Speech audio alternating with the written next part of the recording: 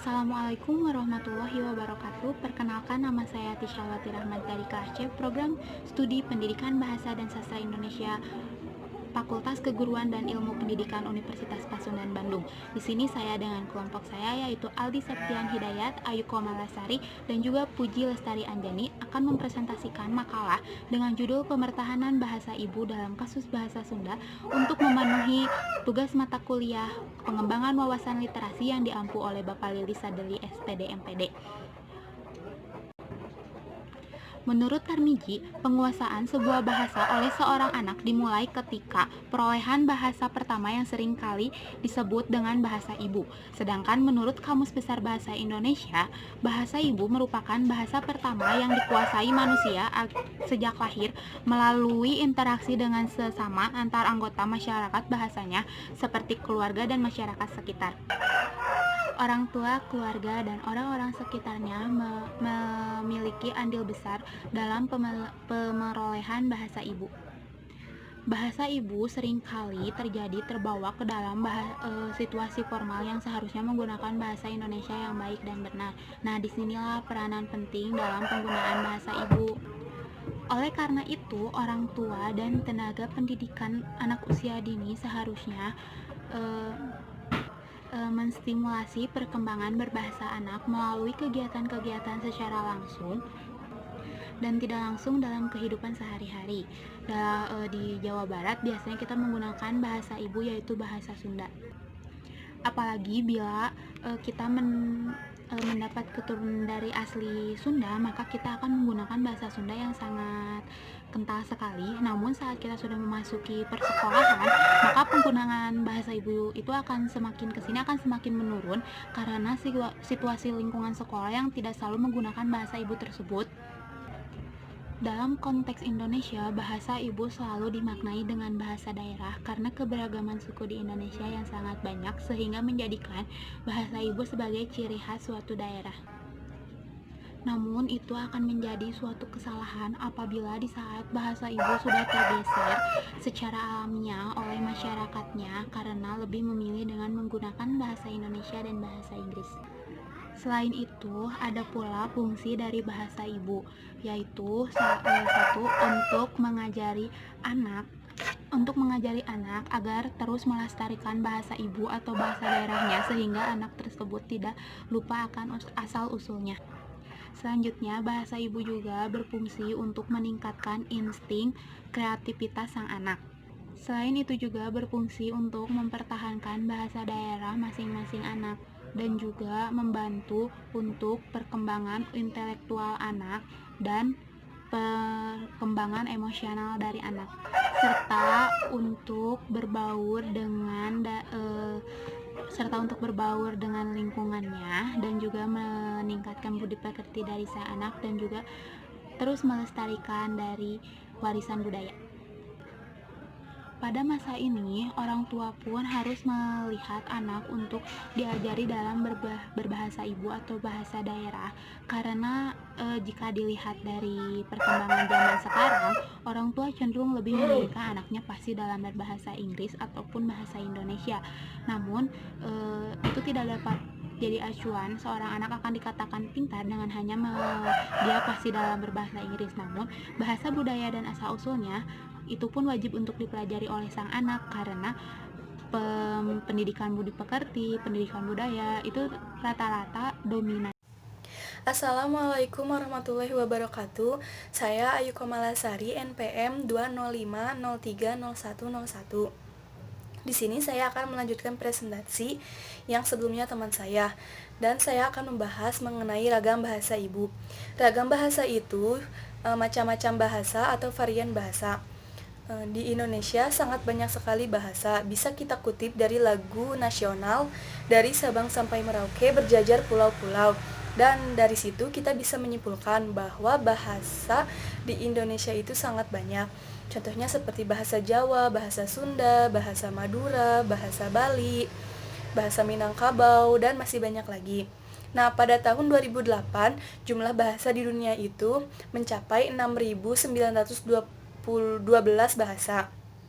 Dan di Indonesia itu memasuki peringkat kedua dengan jumlah bahasa 741. Dan ketika Papua Nugini masuk, bahasa di Indonesia itu bertambah menjadi 820 bahasa. Sebagian besar dari yang 741 tadi adalah bahasa daerah, dan yang paling banyak penuturnya atau pengikutnya itu bahasa Jawa. Nah, dalam Summer Institute of Linguistics 2006 disebutkan tentang peringkat bahasa dengan jumlah penutur yang paling banyak itu yaitu di negara Indonesia. Dan selanjutnya saya akan menyebutkan peringkat-peringkat bahasa. Yang pertama itu ada bahasa Jawa dengan 75,6 juta penutur. Kedua, bahasa Sunda 27 juta penutur. Bahasa Indonesia 17,1 juta penutur. Bahasa Madura 13,7 juta penutur. Bahasa Minangkabau 6,2 juta penutur. Bahasa Batak 6,2 juta penutur juga, sama seperti bahasa Minangkabau. Bahasa Bali ada 3,8 juta penutur. Bahasa Bugis ini kurang dari 4 juta penutur. Dan bahasa Aceh 3 juta penutur, bahasa Betawi atau Kreol 2,7 juta penutur, bahasa Sasak 2,1 juta penutur. Bahasa Makassar ada 2 juta penutur, bahasa Lampung kurang dari 1,5 juta penutur, dan bahasa Rejang kurang dari 1 juta penutur. Dan itu yang tadi saya sebutkan adalah bahasa-bahasa yang ada di Indonesia dengan jumlah penutur-penuturnya. Nah, kita ini kan tinggal di Jawa Barat, tinggal di Tanah Sunda. Nah, otomatis bahasa ibu kita itu bahasa Sunda. Bahwa sudah dijelaskan bahwa bahasa ibu itu adalah bahasa yang sudah ada sejak manusia lahir. Bahasa ibu itu biasanya kita dengan keluarga, dengan saudara, dengan orang tua menggunakan bahasa ibu. Contoh ya, seperti saya lahir di Bandung, otomatis dari kecil saya sudah selalu mendengar tentang bahasa Sunda atau kata-kata bahasa Sunda. Jadi memang sudah tidak asing terdengar di telinga tentang kata-kata bahasa Sunda itu. Ya, mungkin itu yang bisa saya sampaikan. Mohon maaf apabila ada kekurangan dan ada materi yang kurang jelas. Saya ucapkan terima kasih. Wassalamualaikum warahmatullahi wabarakatuh. Assalamualaikum, nama saya Aldi Septian Hidayat dengan NPM 2050394. Dari kelas C akan melanjutkan pembahasan yang berikutnya, yaitu sejarah.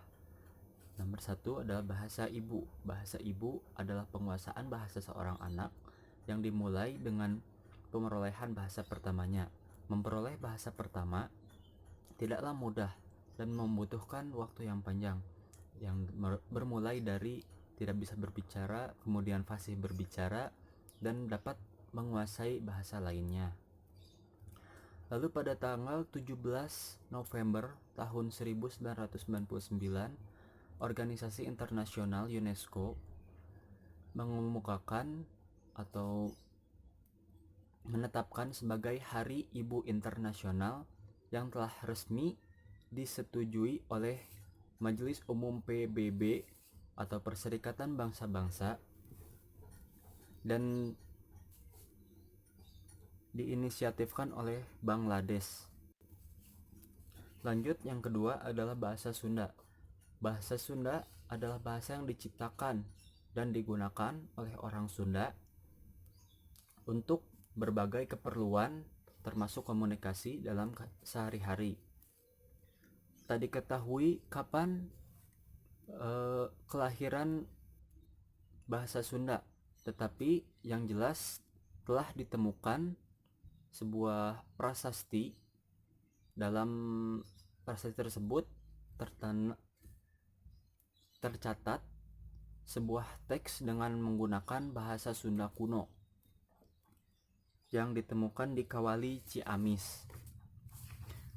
diperkirakan dibuat pada masa Prabu Niskala Wastu Kancana pada tahun 1397 sampai 1475 yang berbunyi Nihan tapak walas nusia mulia tapak inya Prabu Raja Wastu mangadeg ti kuta Kawali nu mahayuna kadatuan Surawisesa nu marigi sakuliling dayeuh nu najur sakala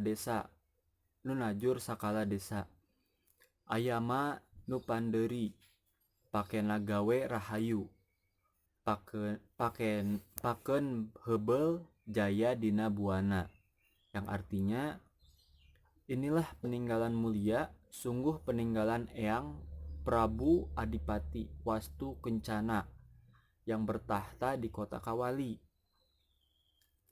yang memperindah keraton Surawisesa, yang membuat parit pertahanan sekeliling ibu kota, yang menyejahterakan seluruh negeri.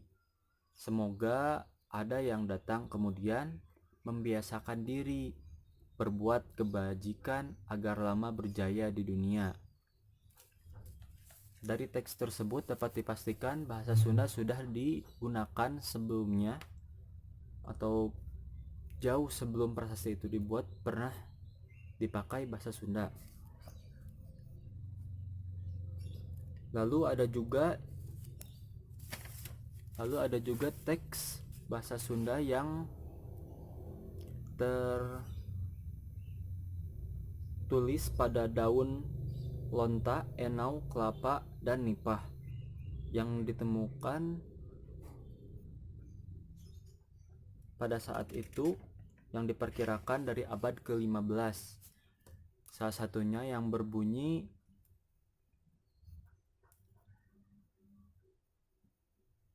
Jagarang hees tambah tunduh, nginum tuak tambah hanaang, nyatu tambah ponyo, ulah urang kajongjonan, yatnakeun maring ku hante, yang artinya hendaknya kita tidur sekedar penghilang kantuk, minum tuak sekedar penghilang haus, makan sekedar penghilang lapar.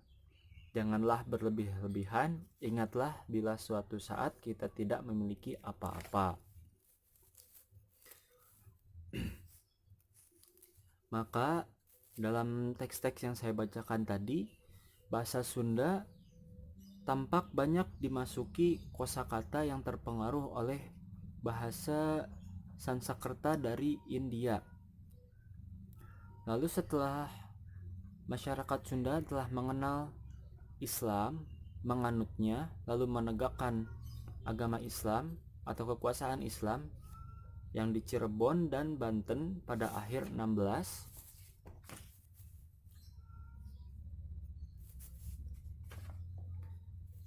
Namun pengaruh bahasa Jawa dalam kehidupan bermasyarakat jelas tampak pada akhir abad ke-17 hingga pertengahan abad 19. Lalu bahasa Sunda pada abad pertengahan 19 digunakan lagi di berbagai tingkat sosial orang Sunda, termasuk pada karya sastra.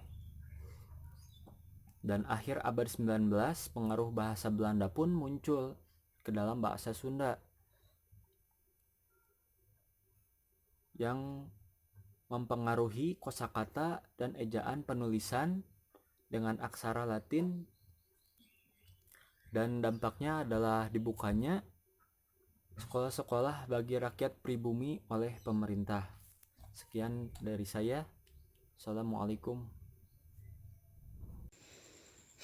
Assalamualaikum warahmatullahi wabarakatuh. Perkenalkan, nama saya Puja Lestari Anjani dari kelompok 3. Di sini saya akan menjelaskan tentang tahapan pemerolehan bahasa ibu. Tapi di sini saya akan menjelaskan tentang pemerolehan bahasa itu sendiri. Itu apa sih? Pemerolehan bahasa atau yang disebut juga language acquisition adalah suatu proses yang digunakan oleh anak-anak untuk menguasai, mengerti, memahami, dan memproduksi bahasa yang mereka dengar di sekeliling mereka tanpa disengaja dan ataupun tanpa diperintah. Di sini ada 3 teori yang berkaitan dengan tahapan perolehan bahasa yang pantas dijadikan pertimbangan dalam pemerolehan bahasa. Yang pertama itu tahapan mentalistik atau nativistik, yang kedua behavioristik, yang ketiga kognitif. Nah, apa sih teori mentalistik atau nativistik? Nah, menurut pandangannya, pemerolehan bahasa itu sudah ada sejak lahir atau pemberian biologis atau kodrat secara alami. Ya, menurut pandangan mentalistik. Yang kedua, menurut teori behavioristik, berkemampuan bahasa atau pemerolehan bahasa itu sendiri sangat dipengaruhi oleh lingkungan sekitar yang tidak sama sekali terstruktur oleh linguistik yang dibawa sejak lahir. Jadi mereka beranggapan bahwa kemampuan bahasa itu dipengaruhi oleh lingkungan sekitar. Terus yang ketiga itu teori kognitif, berpandangan bahwa berkemampuan kebahasaan itu berdasarkan nalar yang mereka dapatkan, dapatkan dari perkembangan manusia itu atau anak tersebut. Terus slide selanjutnya. Perkenalkan, nama saya Fuji Lestari Anjani dari kelompok 3. Di sini saya akan menjelaskan tentang tahapan pemerolehan bahasa Sunda. Nah, pemerolehan bahasa atau language acquisition itu adalah suatu proses yang digunakan oleh anak-anak untuk menguasai, mengerti, dan memproduksi suatu bahasa yang mereka dengar di sekeliling mereka tanpa disengaja dan tanpa diperintah. Umumnya mereka ini menangkap bahasa itu melalui kecakapan bahasa, bunyi-bunyi yang mereka dengar di sekeliling mereka sendiri. Nah, baik itu di lingkungan keluarga, lingkungan masyarakat, dan lain-lain. Nah, ada 3 teori yang berkaitan dengan pemerolehan bahasa yang dijadikan pertimbangan, yaitu teori mentalistik atau yang disebut juga nativistik, teori behavioristik, dan yang ketiga adalah teori kognitif.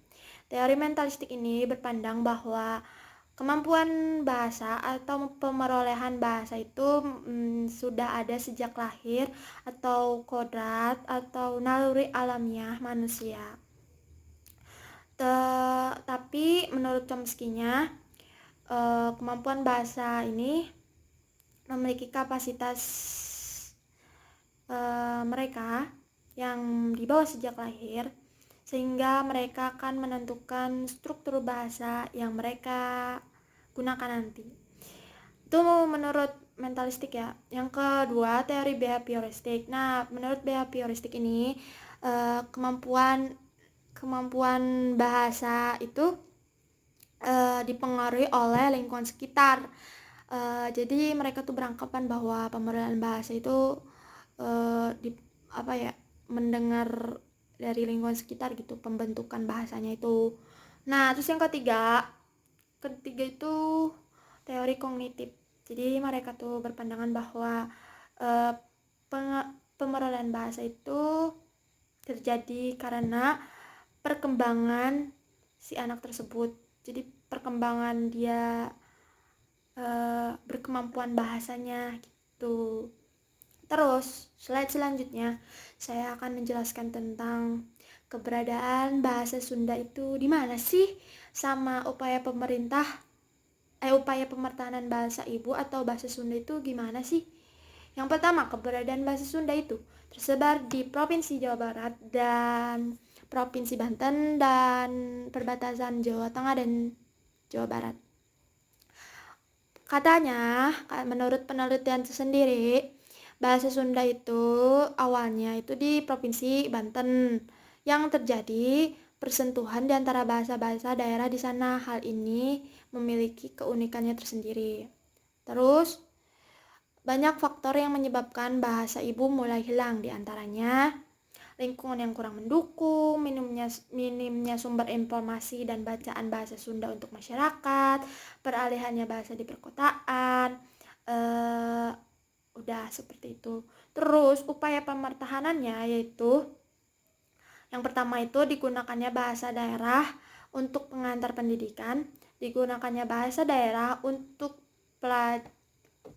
digunakannya bahasa daerah sebagai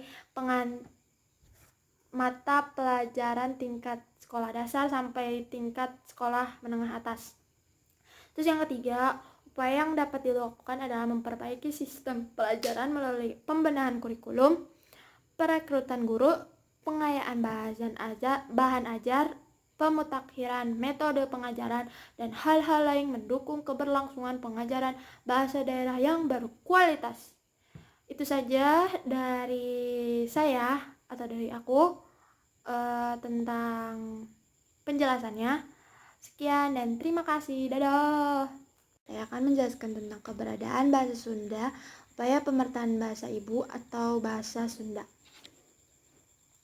Keberadaan bahasa Sunda itu terletak di Provinsi Jawa Barat, Provinsi Banten, Provinsi Jawa Barat, pertengahan Jawa Barat dan Jawa Tengah. Contohnya di Cirebon, Indramayu, yang seperti itu. Menurut hasil penelitian, bahasa Sunda itu awalnya itu di Provinsi Banten, di mana terjadinya persentuhan di antara bahasa-bahasa daerah di sana. Hal ini memiliki keunikan sehingga terbentuklah bahasa Sunda di Provinsi Banten.